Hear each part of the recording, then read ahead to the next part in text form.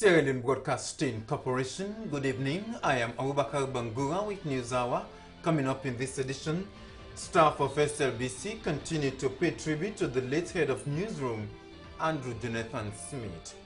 Campaign on polio immunization in Sierra Leone begins.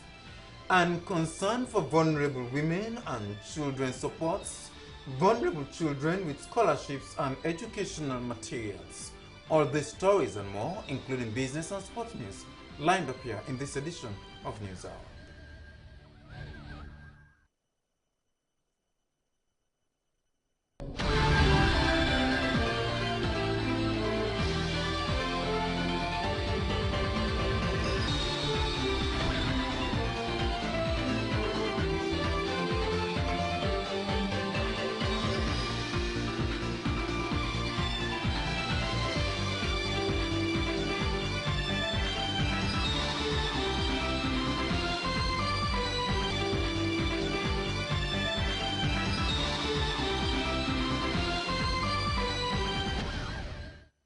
And now for our first story this evening. Director of Disease Prevention and Control, Ministry of Health and Sanitation, Dr. Fudi Daffy, has said the setting up of the Neglected Tropical Disease Technical Advisory Committee is for the elimination of onco and other diseases. He made the statement at a meeting with committee members and stakeholders at the Emergency Operations Center at Wilkinson Road in Freetown. Our health correspondent Joseph Stanley reports. According to Dr. Daffy, over the past years, the ministry has made massive strides to eliminate neglected tropical diseases, including onco. The Director of Disease Prevention and Control added that as part of the elimination drive, the Technical Advisory Committee was established to advise on the elimination of onco. Dr. Daffy said that the committee has made several recommendations, including all stakeholders must speak with one voice, especially now that the ministry is moving from control to elimination of the disease. The country director of Elenkela International, Dr. Mary Hodges, expressed appreciation to the ministry for strides made, but noted that the final push is a new set of challenges to eliminate onco by 2020. A member of the WHO Regional Program Review Group for the African region, Professor Moses Bokri, explained about the importance to eliminate onco and other neglected tropical diseases, noting that with hard work and commitment, they will reach the elimination stage. The program manager on neglected tropical disease, Dr. Yankubaba, given an overview of the program, outlined the role of the committee. The role of the committee is to advise as to how we can succeed in eliminating some of the neglected tropical diseases in Sierra Leone. As we know, we cannot just stop giving drugs by doing MDA, that is mass drug administration. All over the country. If we stop abruptly, it means the disease can go up in another area and it will become a problem. So that is why this committee is formed, so that we look into how best we can we can advise as to how the treatment can be stopped. Other stakeholders pledge their commitment and support, as well as ensure a roadmap for the elimination of onco and other diseases. SLBC News, Joseph Stanley reporting. Concerns for vulnerable women and children, an organization promoting the welfare of vulnerable women and children in communities, has provided assorted school materials and scholarships to over 55 vulnerable children in deprived communities in Freetown. This is under their educational support to vulnerable children on the theme, Educating Vulnerable Children for a Better Tomorrow. The presentation ceremony took place at the Atlantic Hall of the Siaka Stevens Stadium. Sheikh Usmaila reports.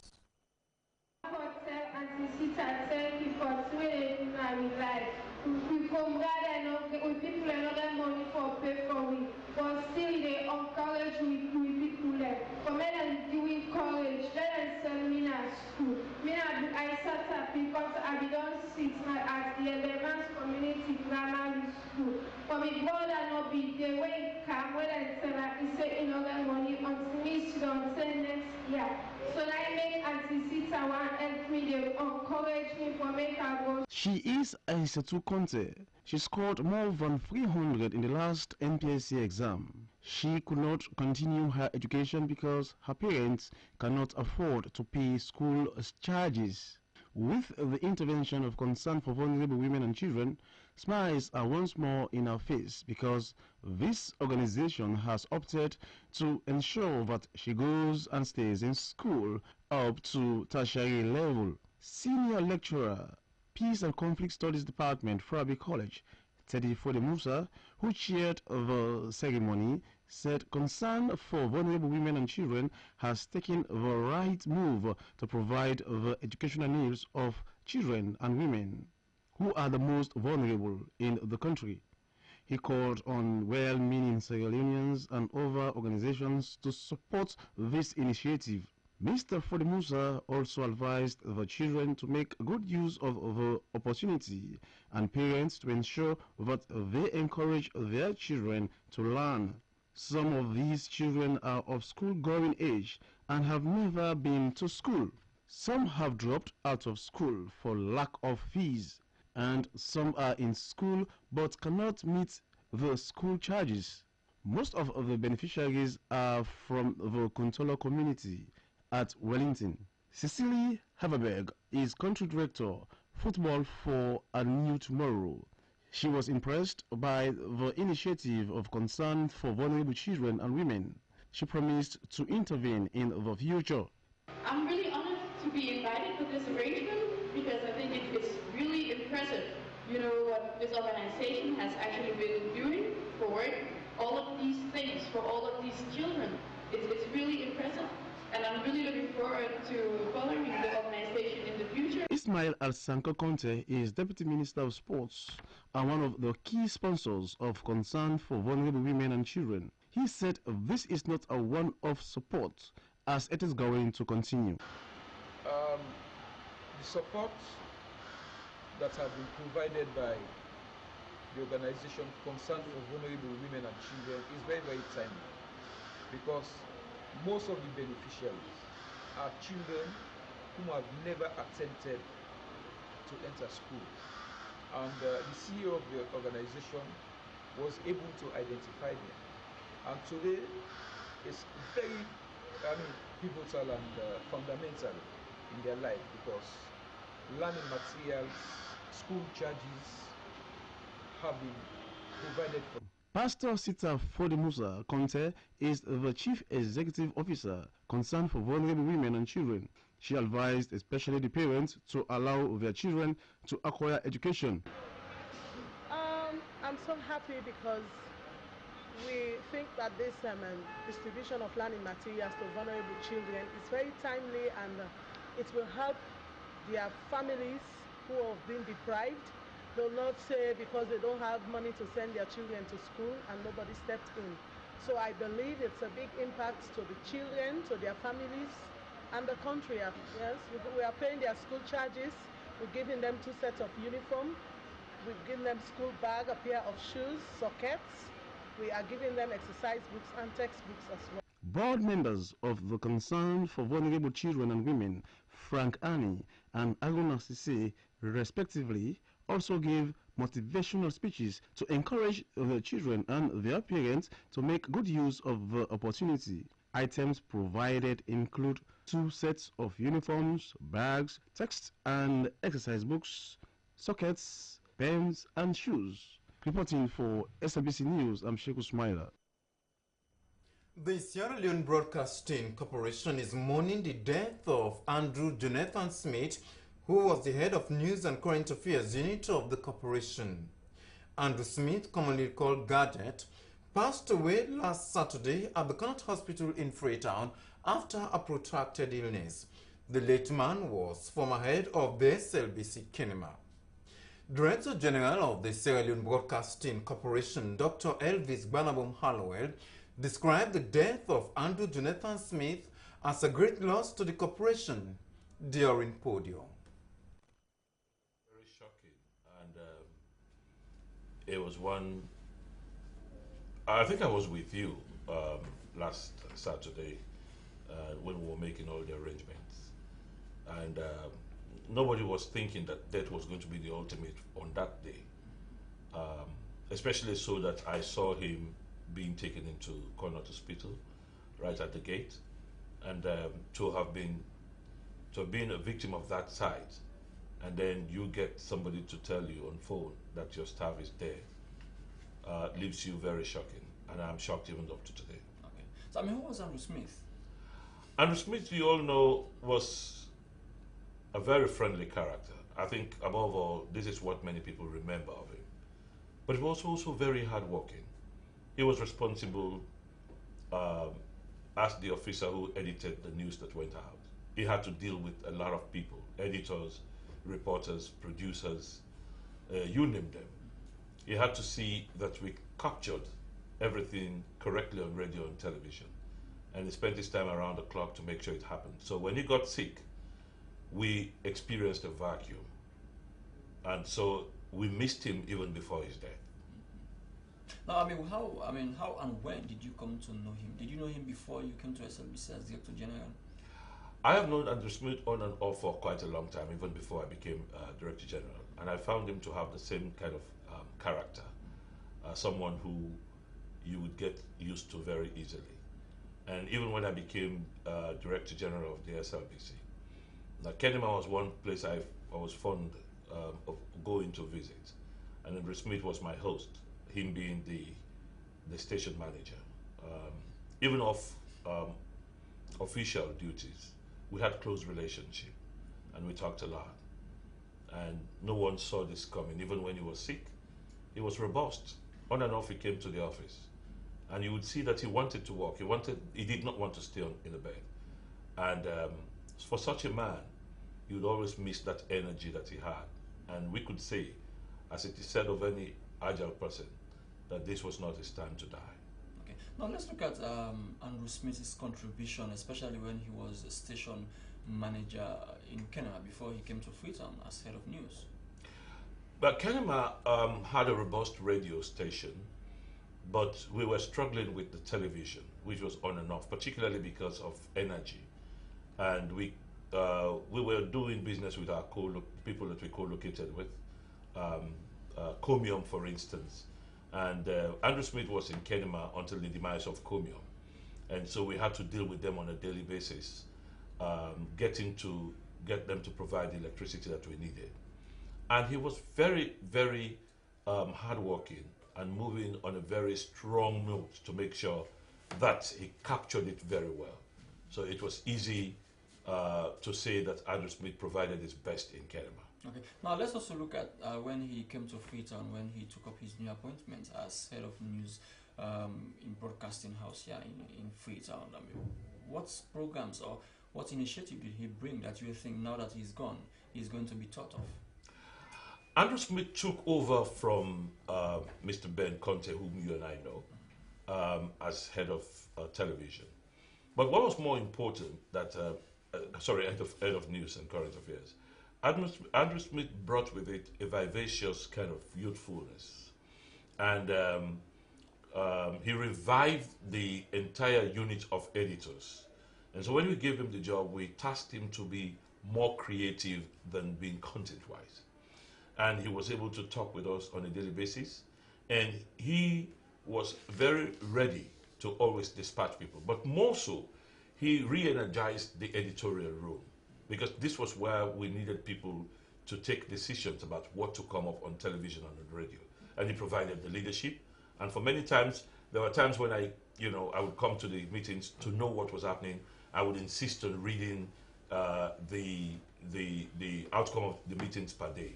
But there was a time I realized that, Andrew Smith was thinking just like management wanted him to think, because he was coming up with exactly what we wanted, and he was consulting with us. And because of this, we had confidence in him, and we gave him the kudos and asked him to be independent, even a host. I mean, we asked him to tell us why a story should come up, why the other story should not come up. He took those decisions and was very firm on those. Okay, before I go to my other issue, one interesting thing about Andrew Smith, he went to Frabe College during his late time, in other words, in his 40s or so, but he had that energy, that passion to pursue education, even though he was no longer in his 20s, as one would have loved. I mean, that character of him, that attribute of him.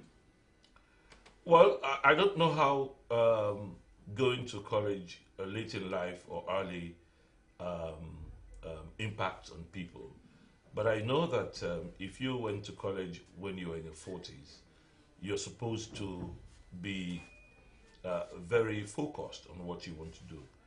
I remember, going in my early 40s to read for my doctoral classes. I think that there were people who were in their 20s with me. And I think Andrew experienced such a situation because lately we were talking about him wanting to go and do a master's program. So you saw that. I mean, he was not looking upon himself as if he was too mature for such a program. No one could be matured for learning, and Andrew Smith took it that way. But more and above that, Andrew Smith provided education for himself during the course of the job. I know you were exchanging books on how to edit and all that, and he was reading them voraciously. I think that he was a man who was acutely interested in getting education, and he showed that. And if he was alive and he was well, I think that by next year. Well, that was the Director General of the Sierra Leone Broadcasting Corporation, Elvis Gbanabom Hallowell, paying tribute to late Andrew Jonathan Smith. Adventist Development Relief Agency Sierra Leone, in collaboration with the Ministry of Social Welfare, Gender and Children's Affairs, has donated over 200 cartons of rice to Ebola survivors in Kailaun District. The donation, which took place at the Kailaun District Council Hall, brought together survivors from different parts of the chiefdoms. Well, Umubakar sent in this report for News Hour.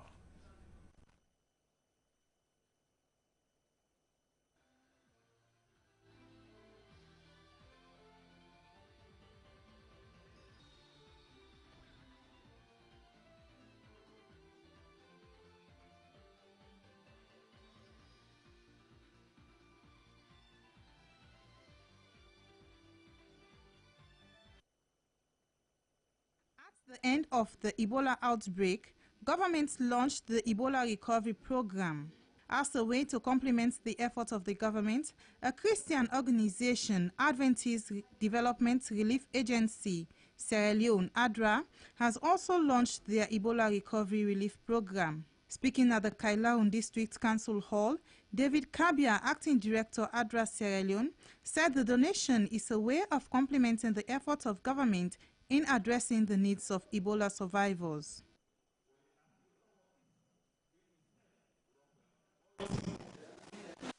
Not at the market at all. Once the chief there, the social welfare, the people there, the council people there, the security they also help. And no say, let go eat at the market. If you put at the market, and we don't well the business. We are not that. We are not seller, we are not exchanger, we are not sell the markets at all. This rest, you need to this. You said before it was very much enriching nutrients.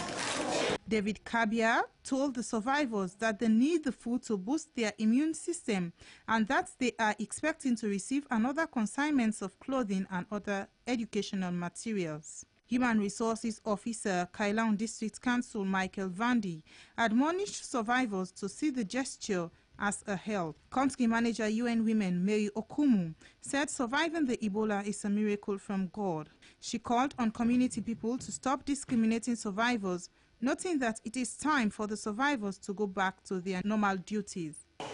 Let us support our government by going back to the farms. Don't rely on relief throughout from now on.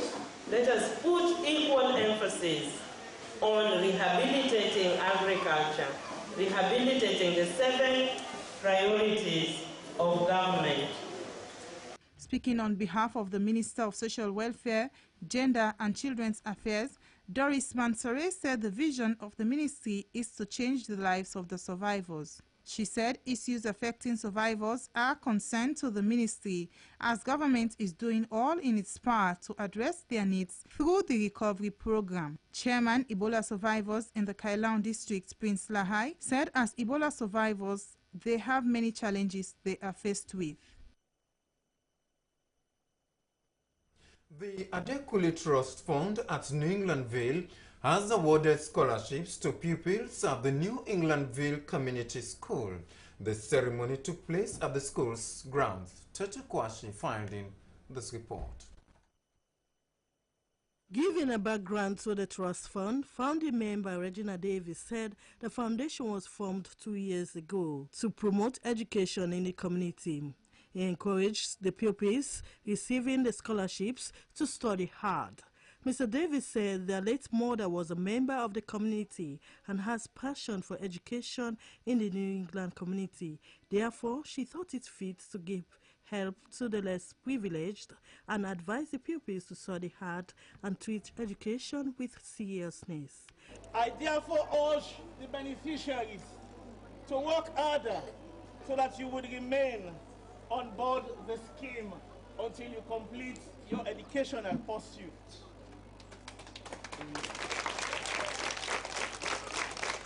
Speaking on behalf of the organization, outreach officer Desmond Williams encouraged pupils to respect their teachers and parents, adding that the trust fund is to encourage community people to send their children to school. He advised the beneficiaries to study hard in school. Mr. Williams promised that the organization will continue to provide more scholarships to the community. We are very happy to be here for a second time and also to present scholarship to 2 deserving students. Our policy is to give scholarships to those who do not necessarily might have performed very well, but those who also demonstrate a need, a felt need, those who we realize might definitely need the scholarship. In a statement, the head teacher, Lansana Kamara, commended the organization for the good work to the school. He called on them to help rehabilitate the school.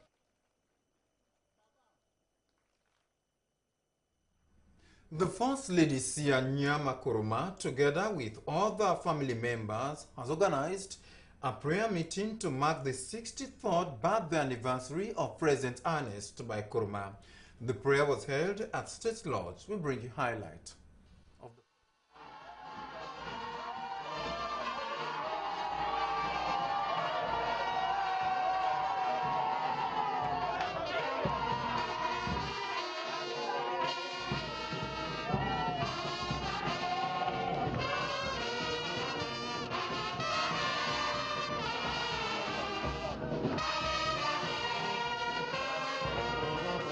Let me in the first place to the lodge, and it is yet another birthday celebration.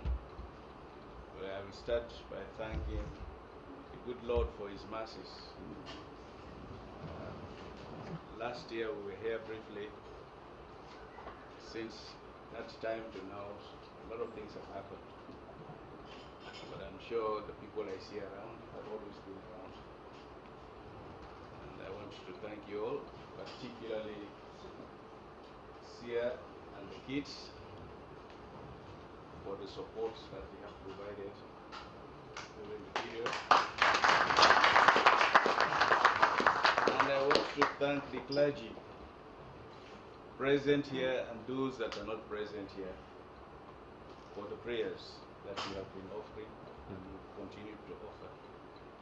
I believe that as a strong Christian, most of what we do, some effort of mankind or the ultimate authority comes from God. So we have to be thankful for that. And I want to thank all of you. This is family. It is family in the real sense of it, because I'm sure almost everybody here I have been with before 2007. And so therefore, you're all family.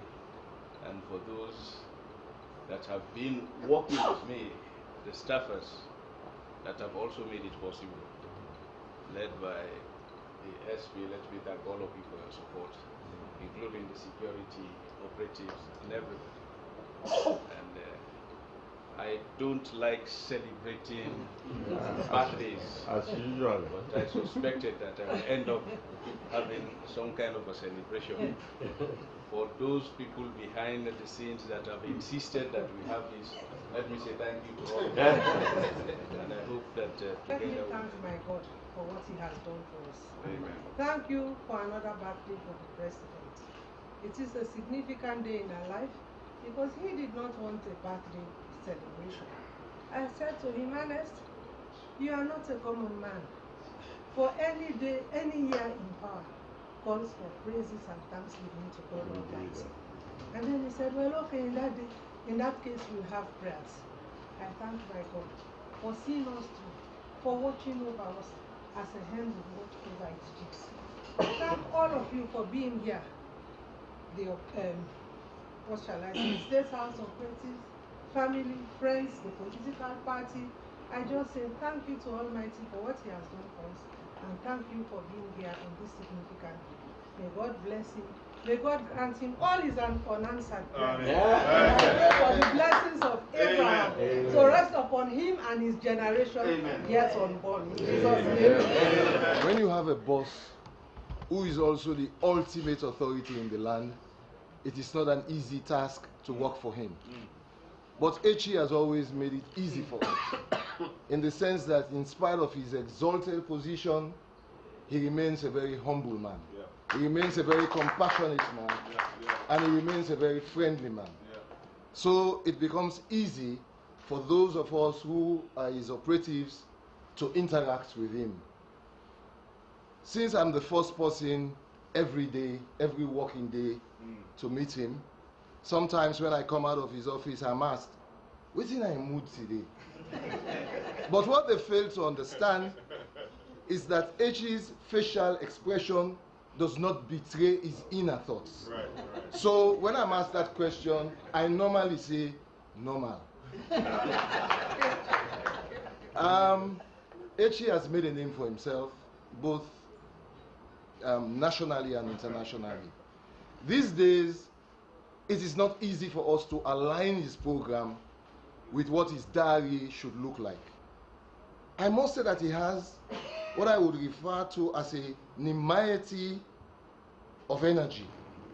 Those of us who are even younger find it difficult to keep up with his pace. God has given him the strength, God has given him the courage, and God has given him the leadership qualities to take this nation forward. So on this special day, Your Excellency, on behalf of the staff of State House, I want to wish you long life, happiness, prosperity, and all the good things of life. 1, 2, and 3. Happy birthday to you. Happy birthday to you. Happy birthday, dear Echi. Happy birthday to you. We wish you long life. We wish you God's blessings. We wish you God's blessings. Happy birthday to you. Prayers to mark the 63rd birthday anniversary of President Ernest by Kuruma Estate Lodge. To end news are the main points again. Staff of the Sierra Leone Broadcasting Corporation have continued to pay tribute to the late head of newsroom, Andrew Jonathan Smith. Campaign on polio immunization in Sierra Leone has started, and concern for vulnerable women and children has supported vulnerable children with scholarships and educational materials. Well, that's all in this edition of News Hour broadcast live on the Sierra Leone Broadcasting Corporation. On behalf of the producer Joseph Stanley and the news editor Sheikh Usmaila, I am Abubakar Bangura in Freetown. For more information about the programs, do send us an email to contact us at slbc.sl.